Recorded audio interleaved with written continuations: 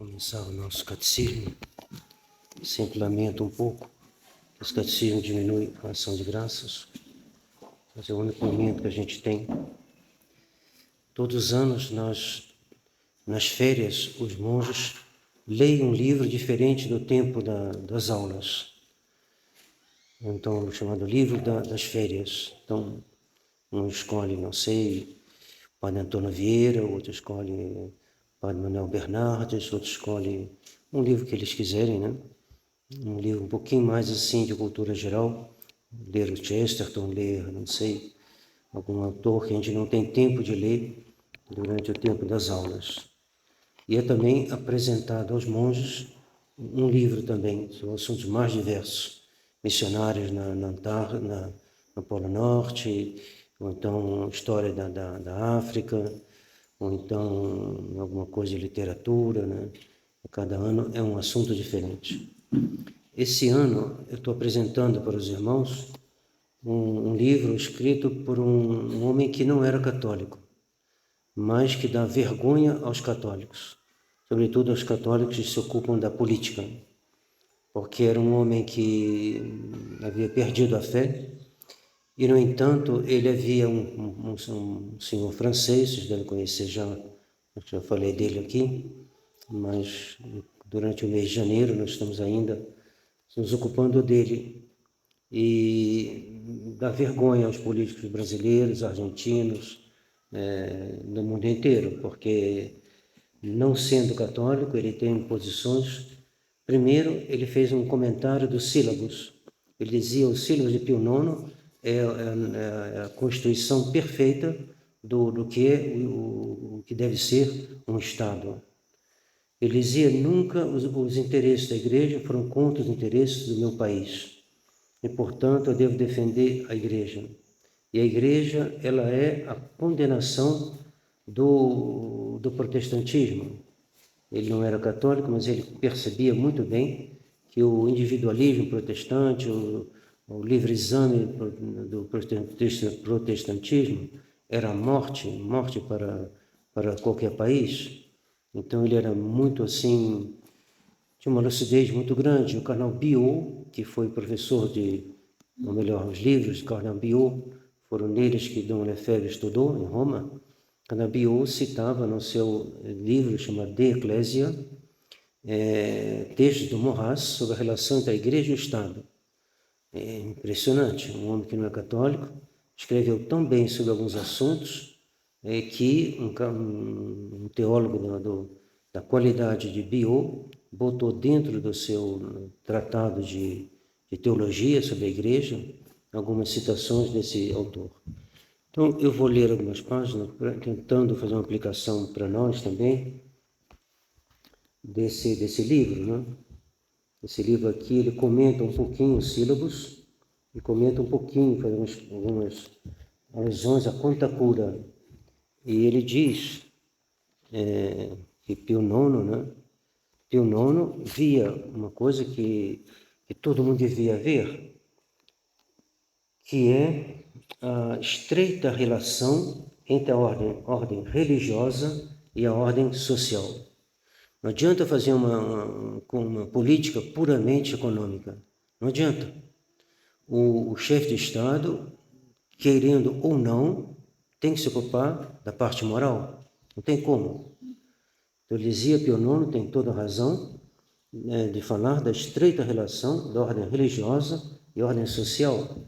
E também é um convite a todos que estão aqui, aos homens, pais de família, de estudarem esses assuntos, procurarem, né, ou conversando com a gente, ou se organizando para poder a gente estudar isso de uma maneira mais metódica, ver se é possível, mas ter esse desejo, esse interesse, porque nós não estamos bastante preparados para enfrentar as dificuldades da política em toda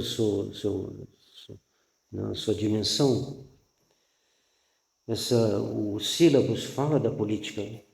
Pouco dentre nós leram os sílabus, ou meditaram os sílabus, ou leram comentários sobre os sílabus, ou fizeram ligação entre os sílabus e a política atual no Brasil. Né?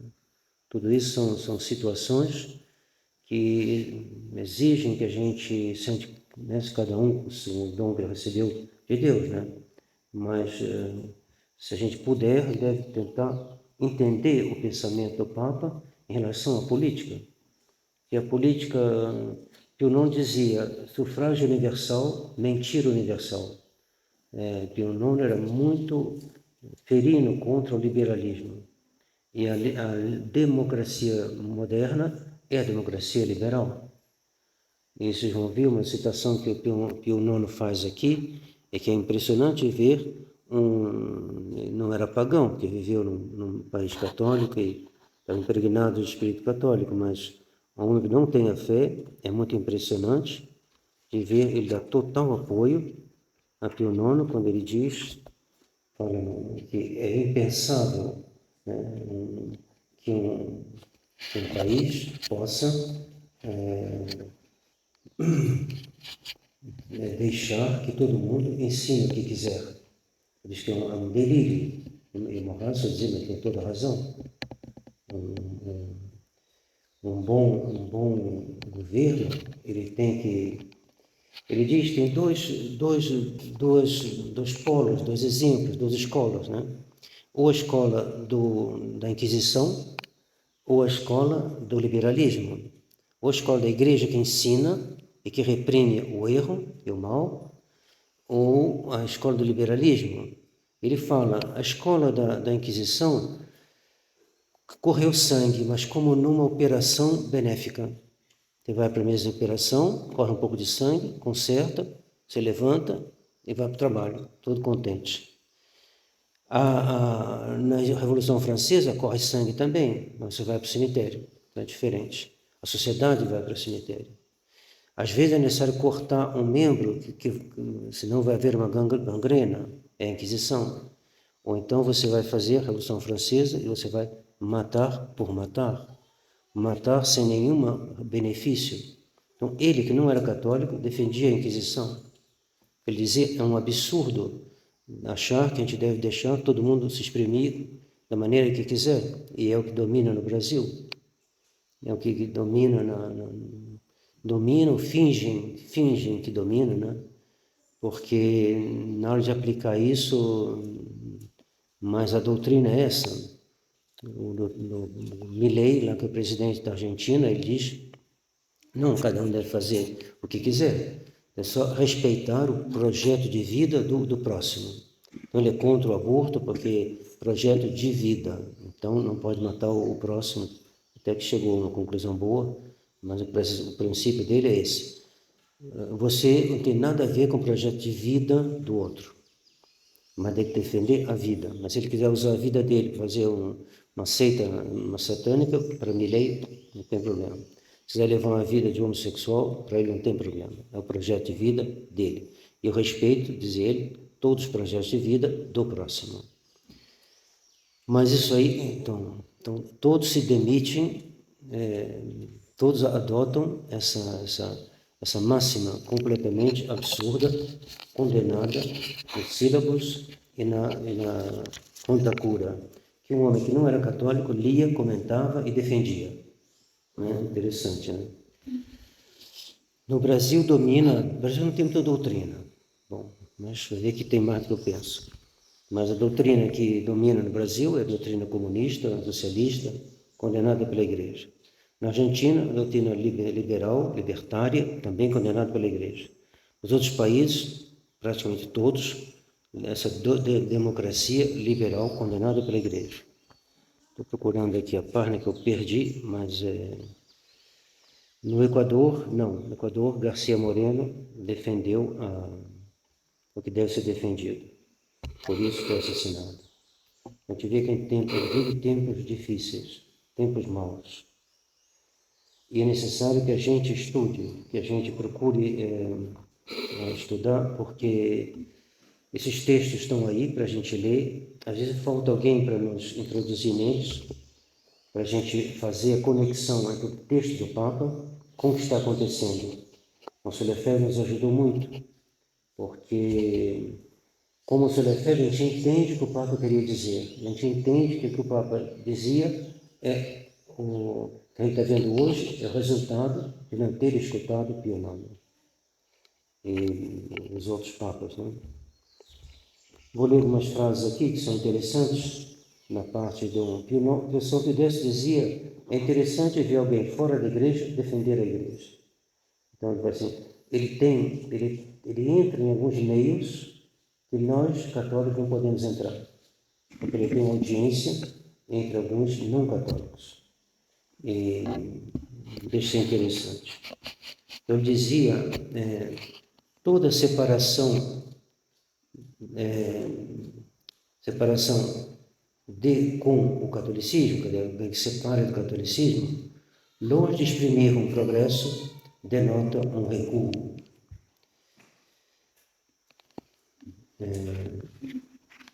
Está aqui a passagem de Pio IX. Não faltam homens que aplicam à sociedade civil o ímpio e absurdo princípio do naturalismo, como eles o chamam. Eles ousam ensinar que a perfeição do governo e o progresso civil exigem absolutamente que a sociedade humana seja constituída e governada sem levar em conta a religião, como se ela não existisse, ou ao menos sem fazer nenhuma diferença entre a verdadeira religião e as falsas.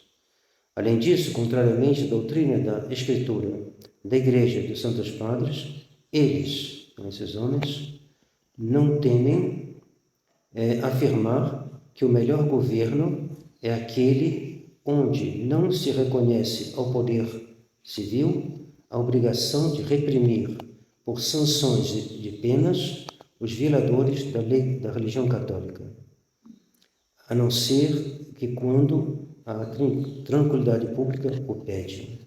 Então, alguém que não era católico dizia que Pio IX tinha toda razão de dizer que é um absurdo pensar no Estado católico que não reprima aqueles que violam a religião católica. Interessante, né? E Pio IX tinha essa frase, né? essa expressão, que ele comenta, né? O Papa insiste igualmente sobre a relação estreita entre a ordem religiosa e a ordem social.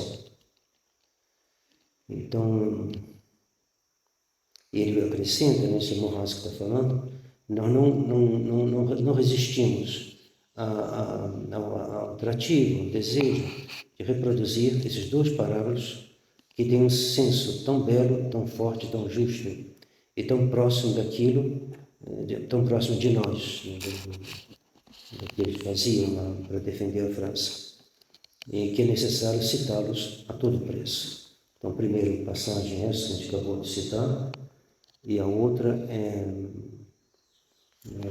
um pouquinho mais longa, mas que vai no mesmo sentido, né? Então, ele opõe liberalismo a sílabos. De um lado, a igreja, e de outro lado, o mundo moderno. E ele diz, né, entre a ideia do liberalismo e a ideia dos sílabos, entre as duas ideias, há exatamente a mesma diferença entre uma van carnificina, como foi a Revolução Francesa, e uma cirurgia benéfica. A igreja fere também, mas ela fere para curar. E a revolução, a anarquia, fere para matar.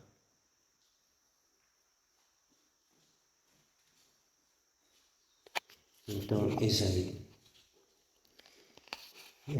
Qual é a verdadeira? Qual é a boa? Qual é não a mais doce, nem a mais agradável, não a amarga, nem a chocante, mas a útil? O que é mais útil para os homens? A igreja ou o liberalismo? Qual é a que traz, em definitivo, mais ordem, mais paz, mais progresso, mais felicidade aos homens? Assim posta, a questão não gera nenhuma dúvida. Irresistivelmente, a gente adota os sílabos. Para um não católico, os textos não católicos do Brasil escrevem a mesma coisa. Então, isso aí. Então, a gente deve procurar aprofundar e pensar e usar isso dentro da nossa família. Noção do bem comum, noção da... Por que a gente não deve deixar a criança fazer uma coisa errada? No princípio, a autoridade na família é como autoridade na cidade, né? Na nação. Então, o pai deve reprimir com o pai. O que é um pai liberal? É que deixa o filho fazer coisas erradas. Então, um pai não liberal é um pai que não deixa o filho fazer coisas erradas. E assim por diante, né? Então, o liberalismo está muito presente no mundo, né? E todos nós fomos um pouco impregnados pelo liberalismo. E isso é difícil, assim, de maneira geral, mas a gente tem que olhar em particular, ponto por ponto, às vezes, né? Para ver se a gente não tem alguma ideia liberal que que é incompatível com o espírito católico, tal como os papas nos ensinam. Para terminar, se encontra aqui alguma coisa interessante. Se nós usamos as palavras no seu sentido verdadeiro, e se nós entendemos por pensamento, um pensamento livre daquilo que não é o pensamento, e unicamente sujeito à sua própria lei, coerente e submetido à verdade, uma frase um pouco longa, a tradução não ajuda também não, mas vamos chegar a alguma coisa aqui que eu acho que vai ser útil. Então, se a gente dá ao pensamento, no sentido verdadeiro, né? Então, se alguém pensa de maneira independente, no sentido que ela não está sujeita nem ao demônio, nem ao mundo, nem à carne, né? Mas independente de todo o resto, nós diríamos, diz Moraz, que o livre pensamento é a igreja. A igreja, né? Monsenhor Lefebvre não dependia de ninguém. Por quê? Porque ele falava o que a igreja fala. São Pedro não dependia de ninguém. Ele falava porque ele era um instrumento de Deus. E o instrumento de Deus depende de Deus. A igreja é a única instituição que não depende de ninguém, porque ele é o vigário de Deus, o vigário de Cristo. E a igreja, ela toda tem essa mesma função.